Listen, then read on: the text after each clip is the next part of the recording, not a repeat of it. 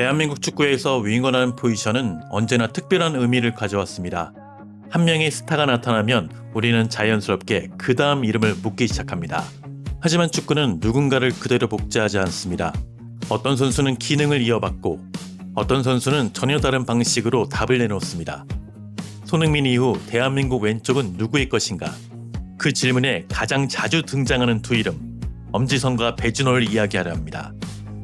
손흥민 이후에 대한민국 왼쪽 날개 이야기를 지금 시작합니다.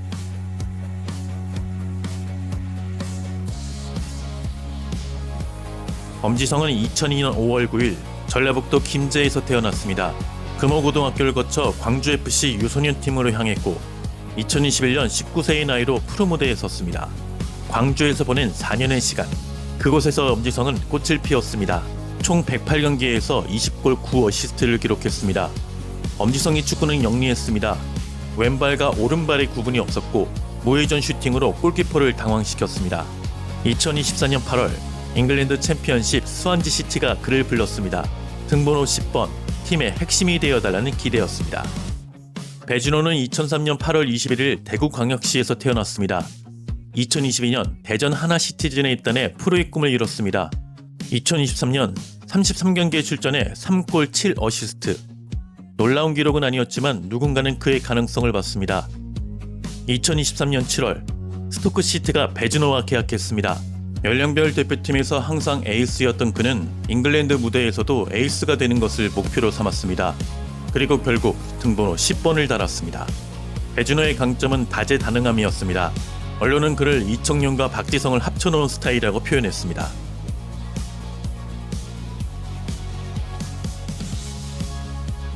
엄지성은 손흥민의 플레이 스타일을 그대로 있는 선수는 아닙니다. 하지만 손흥민의 비운 자리를 가장 자연스럽게 채울 수 있는 타입입니다. 어디서 뛰어야 하는지, 언제 속도를 올려야 하는지, 그리고 언제 포기해야 하는지를 본능이 아니라 이해로 알고 있습니다.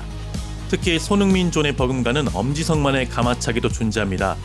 압박 상황에서도 공을 잘 지켜내고 동료를 살리는 패스를 선택합니다.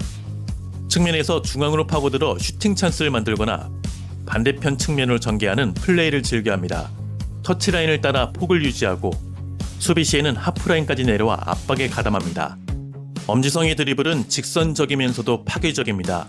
넓은 공간이 열리면 빠르게 치고 나가고 측면에서 중앙으로 파고들며 슈팅각을 만들거나 컵백과 크로스로 마무리를 돕습니다.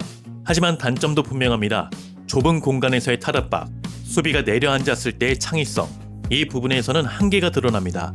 결국 엄지성은 열린 경기에 강하고 막힌 경기에는 다른 해법이 필요한 선수입니다. 하지만 중요한 건 엄지성은 손흥민의 기능을 가장 현실적으로 계승한 선수입니다. 득점까지 이어지지 않더라도 상대의 수비를 끌어당기고 중앙에 공간을 만들어내는 역할, 감독 입장에서 투입하면 어떤 장면이 나올지 예측 가능한 선수. 그래서 유럽 무대에서도 그의 적응은 비교적 빠른 편입니다. 전술 이해도, 수비 가담, 전환 속도, 이 세 가지는 유럽에서 윙어가 살아남기 위한 최소 조건인데 엄지성은 이미 그 기준을 충족하고 있습니다.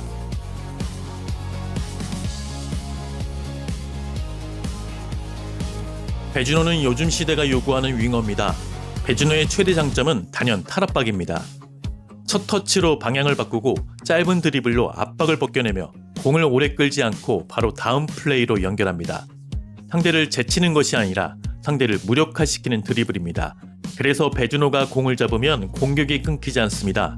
속도보다 리듬을, 침투보다 연결을 선택합니다. 드리블보다는 패스와 움직임으로 공간을 창출합니다. 측면에서 안쪽으로 파고들어 중거리 슈팅을 시도하거나 오버래핑하는 풀백에게 공간을 내어주는 플레이를 자주 보여줍니다. 어린 시절부터 그는 윙어이면서도 플레이메이커에 가까운 역할을 수행해왔습니다. 중앙으로 들어와 숫자 우위를 만들고 짧은 패스로 공격의 방향을 바꿉니다. 배준호는 공격 포인트보다 공격의 흐름을 만듭니다. 하프 스페이스에서 템포를 조절하고 침투 타이밍에 맞춰 패스를 찔러주며 중앙과 측면을 자연스럽게 이어줍니다. 골 장면보다 골 직전의 패스, 수비를 무너뜨린 단 한 번의 드리블, 그리고 템포를 늦췄다 다시 올리는 판단. 그는 경기를 조율하는 윙어입니다. 하지만 유럽 무대는 감각만으로 버틸 수 있는 곳이 아닙니다. 피지컬 압박, 수비 전환 속도, 경기당 요구되는 집중력, 배준호에게는 이 모든 것이 과제입니다. 터치라인에 고정되면 장점이 줄고 피지컬 접촉이 강한 경기에서는 어려움을 겪기도 합니다. 그럼에도 불구하고 배준호를 포기할 수 없는 이유는 분명합니다. 그는 한 장면으로 경기의 공기를 바꿀 수 있는 선수이기 때문입니다. 대한민국 대표팀에서 그런 스타일의 윙어는 흔하지 않습니다.